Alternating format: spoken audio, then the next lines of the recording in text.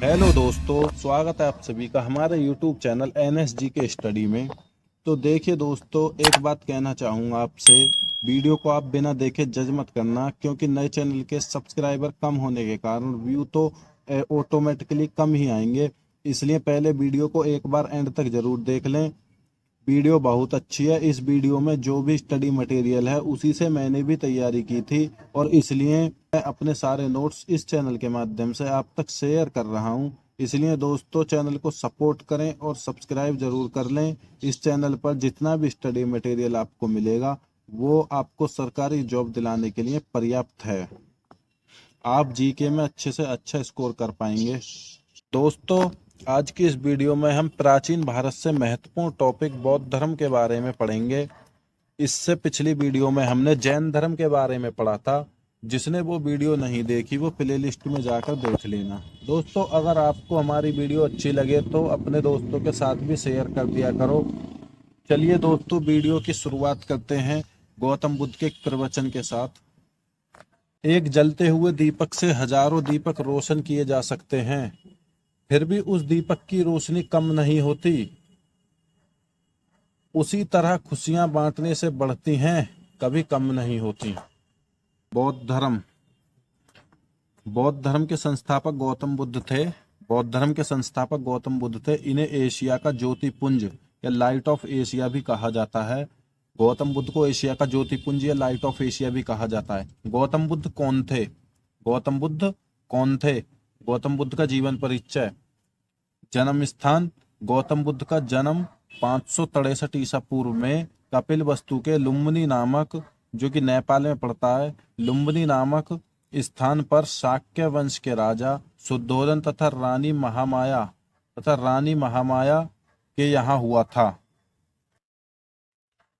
गौतम बुद्ध के पिता शुद्धोधन शाक्य वंश के राजा थे।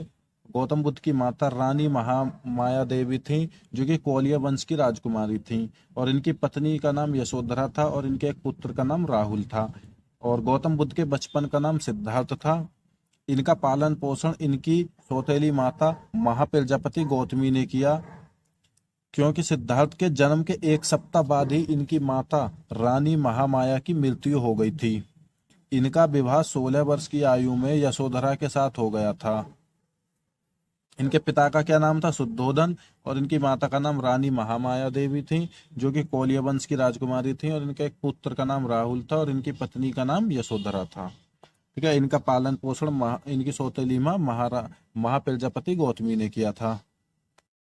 नेक्स्ट, ज्ञान प्राप्ति। गौतम बुद्ध को ज्ञान की प्राप्ति कैसे हुई? गौतम बुद्ध को ज्ञान की प्राप्ति कैसे हुई, इसे भी जान लेते हैं। एक बार जब गौतम बुद्ध कपिल वस्तु में घूमने के लिए निकले तो उन्होंने देखा एक बूढ़ा व्यक्ति, एक बीमार व्यक्ति, एक शव और एक मृत व्यक्ति या एक सन्यासी। एक बूढ़ा व्यक्ति, एक बीमार व्यक्ति, एक शव या मृत व्यक्ति और एक सन्यासी। इसके बाद क्या हुआ? यह सब देखकर गौतम बुद्ध का मन विचलित हो उठा। और 29 वर्ष की अवस्था में गौतम बुद्ध ने गृह त्याग कर दिया। जब गौतम बुद्ध ने गृह त्याग कर दिया तो यही घटना महाभिनिष्क्रमण कहलाई। गौतम बुद्ध के गृह त्याग करने की घटना महाभिनिष्क्रमण कहलाई। गृह त्याग करने के बाद सिद्धार्थ या बुद्ध ने वैशाली के आलार कलाम से सांख्य दर्शन की शिक्षा ग्रहण की। आलार कलाम सिद्धार्थ के प्रथम गुरु हुए, और ज्ञान की खोज में सिद्धार्थ पहले वैशाली पहुंचे थे। यहाँ से इन्हें उपनिषद ब्रह्म विद्या की शिक्षा प्राप्त हुई। इसके बाद वैशाली से राजगीर पहुंचे। यहाँ से इन्हें योग का ज्ञान प्राप्त हुआ। गौतम बुद्ध को राजगीर से योग का ज्ञान प्राप्त हुआ। अंत में 6 वर्ष की कठिन तपस्या के बाद 35 वर्ष की आयु में निरंजना नदी के तट पर बैसाख पूर्णिमा की रात पीपल वृक्ष के नीचे गौतम बुद्ध को ज्ञान की प्राप्ति हुई। यह स्थान बोध गया कहलाया और सिद्धार्थ महात्मा बुद्ध कहलाए। ठीक है। जब से गौतम बुद्ध को ज्ञान की प्राप्ति हो गई तो यह स्थान बोध गया और गौतम बुद्ध महात्मा बुद्ध कहलाए, सिद्धार्थ महात्मा बुद्ध कहलाए। ये सारनाथ गौतम बुद्ध ने ज्ञान प्राप्ति के बाद अपना पहला उपदेश सारनाथ में ही दिया था, और यह घटना धर्म चक्र परिवर्तन कहलाई थी। बुद्ध ने यह उपदेश पाली भाषा में दिया था। नेक्स्ट, पावापुरी, जहां बुद्ध पेचिस नामक बीमारी से पीड़ित हो गए थे। पावापुरी वह जगह है जहां पर बुद्ध पेचिस नामक बीमारी से पीड़ित हो गए थे। नोट, बुद्ध ने सबसे अधिक उपदेश श्रावस्ती में दिए हैं। ठीक है, महत्वपूर्ण बात क्या है, बुद्ध ने सबसे अधिक उपदेश श्रावस्ती में दिए थे। ठीक है, श्रावस्ती में दिए थे। महात्मा बुद्ध ने 4 सत्य कथन भी कहे हैं। वो कौन कौन से हैं? संसार दुखों से भरा है, हर दुख का कोई ना कोई कारण है, सभी दुखों का सबसे बड़ा कारण इच्छा है, और इस इच्छा पर नियंत्रण पाया जा सकता है। ये बुद्ध ने 4 सत्य कथन कहे थे। इसके बाद 80 वर्ष की अवस्था में 483 ईसा पूर्व कुशीनगर में बुद्ध का निधन हो गया। ठीक है, कुशीनगर में बुद्ध का निधन हो गया, जिसे बौद्ध धर्म में महापरिनिर्वाण कहा गया। निधन के पश्चात बुद्ध के अस्थि अवशेषों को भारत के 8 जगहों पर स्थापित कर स्तूपों का निर्माण करवाया गया, जिसमें सबसे बड़ा स्तूप सांची का स्तूप है। महात्मा बुद्ध की मृत्यु के बाद बौद्ध धर्म के प्रचार प्रसार के लिए 4 बौद्ध संगीतियों का आयोजन किया गया था। कौन कौन सी? पहली, जो कि 483 बीसी में हुई। कहाँ पर? राजगीर में हुई थी। उस टाइम राजा कौन थे? अजातशत्रु थे, और पुरोहित महाकश्यप थे। सेकंड संगीति 383 बीसी में हुई थी। 383 बीसी में वैशाली में हुई थी। उस टाइम राजा कालाशोक थे, कालाशोक का शासनकाल था, और पुरोहित समाकमी थे। तीसरी बौद्ध संगीति 255 बीसी में हुई। कहाँ पर? पाटलिपुत्र में, और उस टाइम अशोक का शासनकाल था।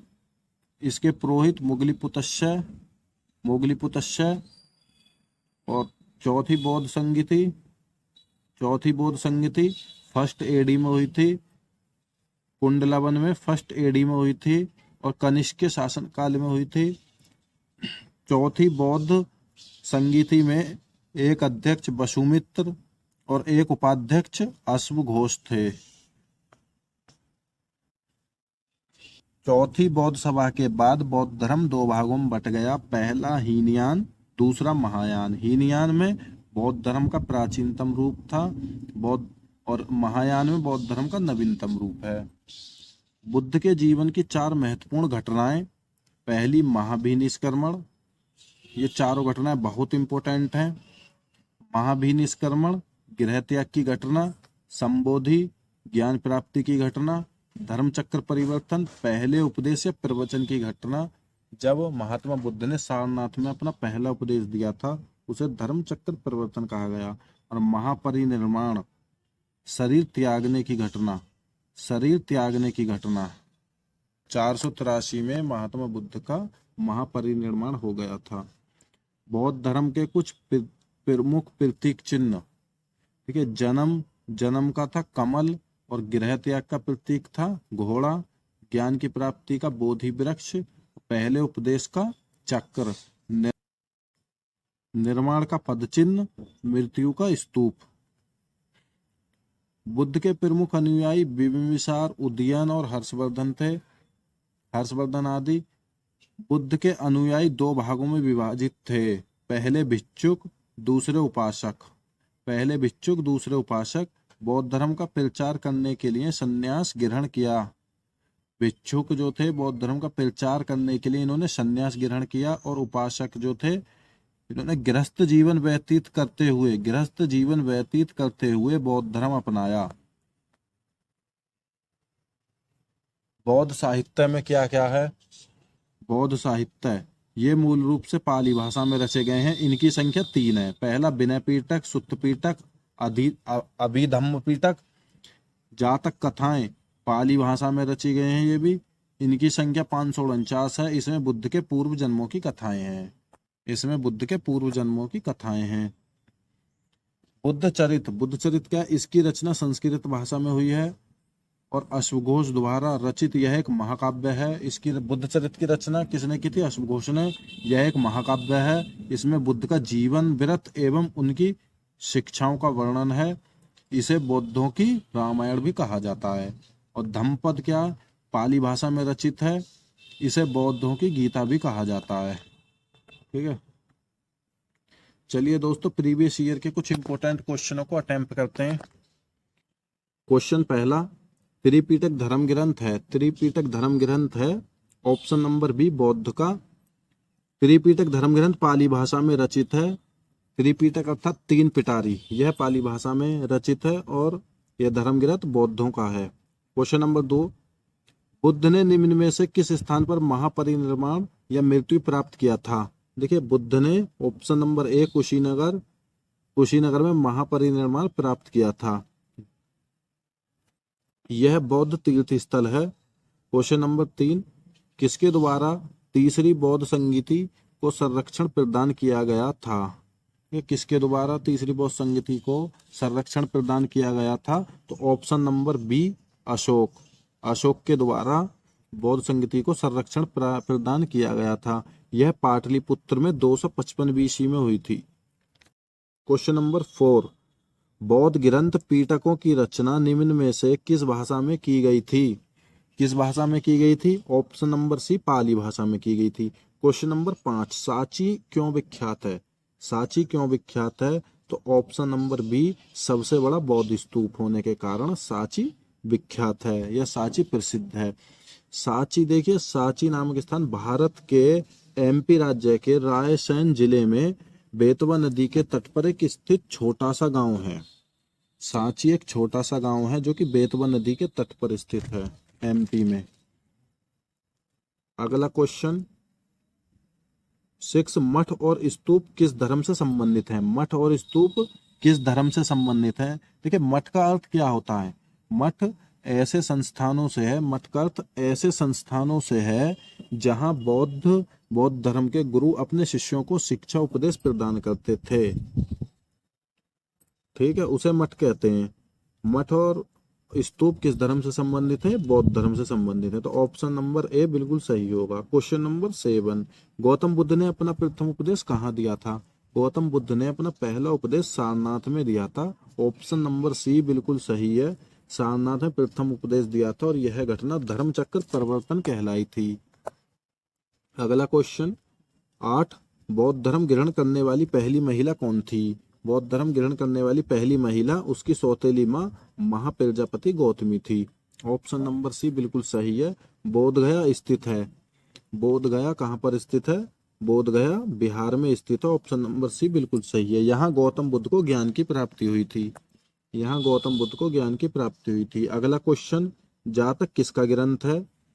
जातक किसका ग्रंथ है? ऑप्शन नंबर सी बौद्ध का ग्रंथ है जातक। क्वेश्चन नंबर 11, सिद्धार्थ बुद्ध को ज्ञान की प्राप्ति कहाँ हुई थी? सिद्धार्थ बुद्ध को ज्ञान की प्राप्ति ऑप्शन नंबर डी बोधगया या गया में हुई थी। बोधगया बिहार राज्य में है।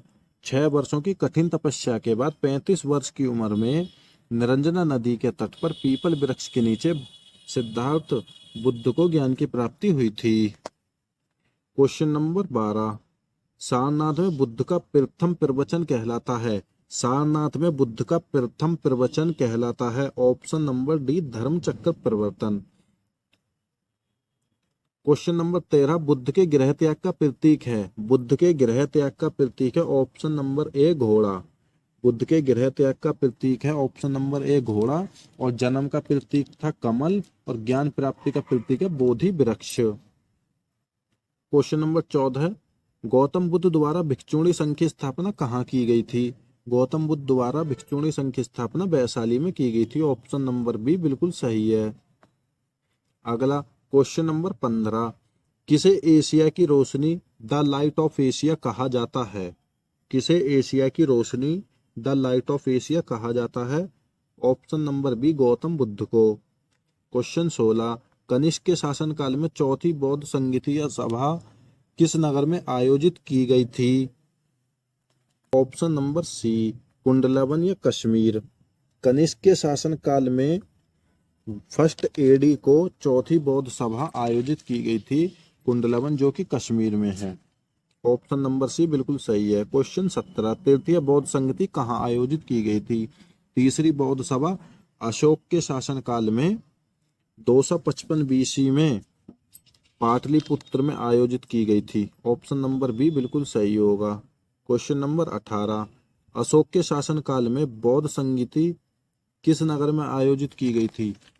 किस नगर में आयोजित की गई थी? बौद्ध सभा किस नगर में आयोजित की गई थी अशोक के शासनकाल में? ऑप्शन नंबर बी पाटलिपुत्र में।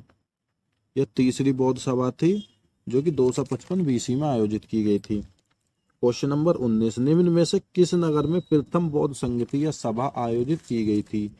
पहली बौद्ध सभा किस नगर में आयोजित की गई थी? Option number C Rajgriha.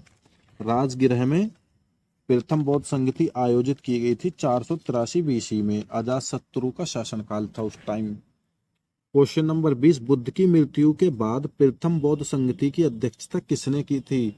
प्रथम बौद्ध संगति की अध्यक्षता option number A Mahakashyapa. Mahakashyapa ने की थी। उस टाइम अजातशत्रु का शासनकाल था। यह राजगृह में आयोजित की गई थी और 483 बीसी में यह प्रथम बौद्ध सभा हुई थी। इसकी अध्यक्षता महाकश्यप ने की थी। क्वेश्चन नंबर 21, मिलान कीजिए। स्तंभ फर्स्ट का स्तंभ सेकंड से मिलान करना है। तो इसमें क्या क्या दिया हुआ है? पहले में जन्म, ज्ञान प्राप्ति, प्रवचन और निधन। गौतम बुद्ध का जन्म कहाँ हुआ था और गौतम बुद्ध ज्ञान की प्राप्ति कहाँ हुई थी, प्रवचन कहाँ दिया और निधन कहाँ हुआ था। तो इसका मिलान करना है हमें। देखिए, गौतम बुद्ध का जन्म लुम्बिनी में हुआ था। गौतम बुद्ध का जन्म कहाँ हुआ था? लुम्बिनी में हुआ था। तो पहले का तीसरा, गौतम बुद्ध को ज्ञान की प्राप्ति कहाँ हुई थी? बोध गया में हुई थी। और पहला प्रवचन वो गौतम बुद्ध ने कहाँ दिया? सारनाथ में दिया था। गौतम बुद्ध का निधन कुशीनगर में हुआ था। तो पहले का ऑप्शन नंबर सी बिल्कुल सही होगा। पहले का तीसरा और ज्ञान प्राप्ति दूसरे का दूसरा और सी का पहला और डी का चौथा। तो ऑप्शन नंबर सी बिल्कुल सही होगा। ऑप्शन नंबर सी बिल्कुल सही होगा। अगला क्वेश्चन, क्वेश्चन नंबर 22, निम्न 4 स्थानों में हुई बौद्ध संगीतियों का सही कालक्रम नीचे दिया गया है। कूट से ज्ञात करें। वैशाली, राजगृह, कुंडलवन और पाटलिपुत्र। ये क्रम वाइज लगाने हैं हमें।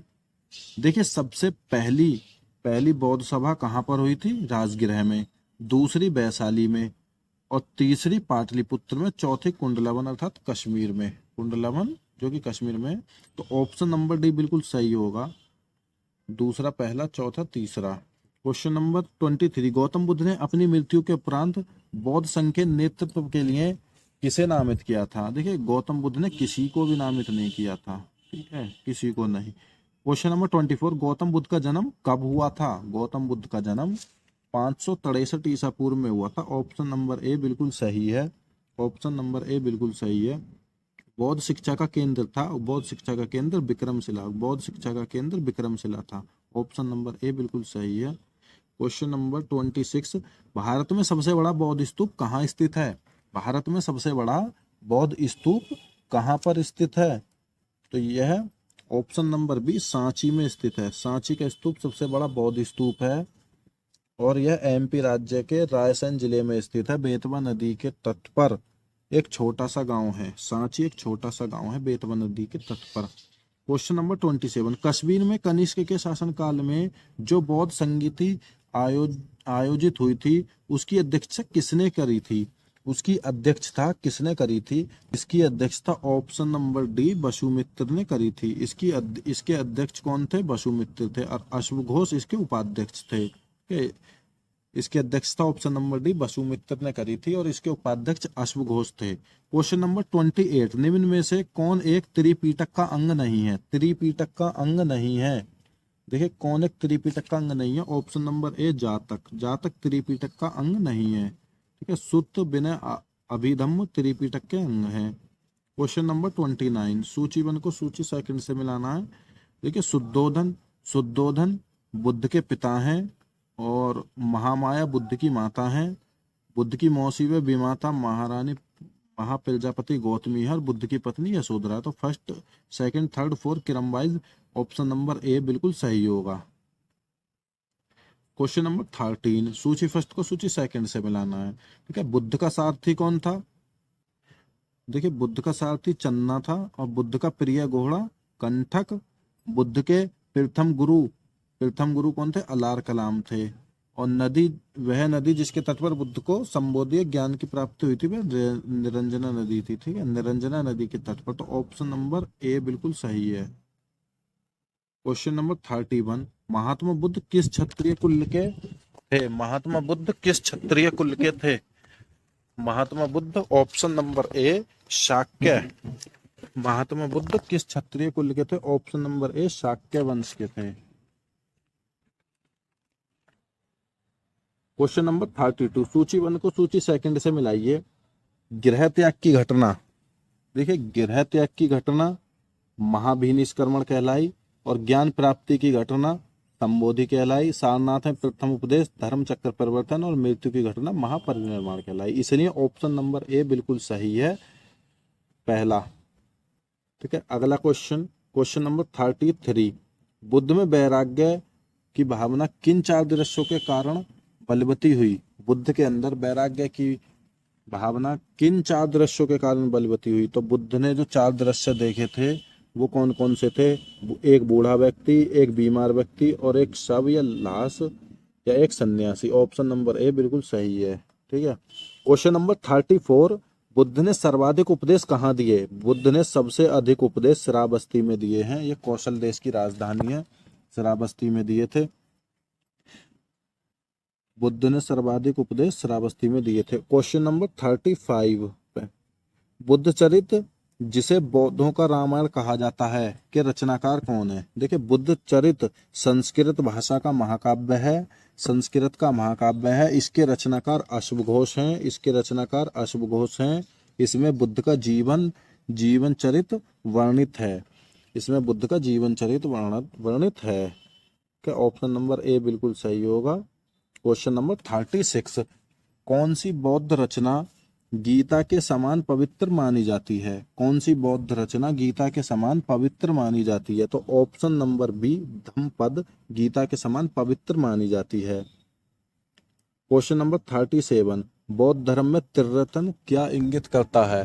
बौद्ध धर्म में त्रिरत्न क्या इंगित करता है? ऑप्शन नंबर सी बुद्ध, धम्म और संघ को इंगित करता है।